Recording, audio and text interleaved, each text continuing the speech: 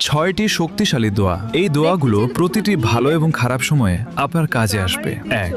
ভয় ও দুশ্চিন্তার জন্য দোয়া। হাসবুনাল্লাহু ওয়া নি'মাল ওয়াকিল। এটি হযরত ইব্রাহিম আলাইহিস সালামের দোয়া। যখন তাকে আগুনে নিক্ষেপ করা হচ্ছিল তখন তিনি এই দোয়া পড়েছিলেন, আল্লাহ তাকে রক্ষা করেছিলেন।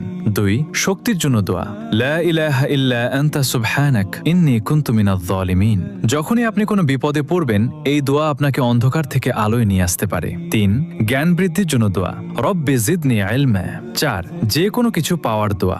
রব্বি ইন্নী লিমা আনজালতা ইলাইয়া মিন খায়রিন ফাকির। এটি হযরত মুসা আলাইহিস সালামের দোয়া। যখন তিনি একা ও বিপদে ছিলেন তখন এই দোয়া করেছিলেন, আল্লাহ তার জন্য পথ খুলে দিয়েছিলেন। ৫. বরকত ও রিজিকের জন্য দোয়া। আল্লাহুম্মা বারিক লানা। ৬. মনের কষ্ট দূরের দোয়া। আল্লাহুম্মা ইন্নী আউযু বিকা মিনাল হাম্মি ওয়াল হাযান। এটি হযরত মুহাম্মদ সাল্লাল্লাহু আলাইহি ওয়াসাল্লামের দোয়া। তিনি কঠিন সময়ে এই দোয়া পড়তেন, এটি মনে প্রশান্তি এনে দেয়। সবাই কমেন্টে আলহামদুলিল্লাহ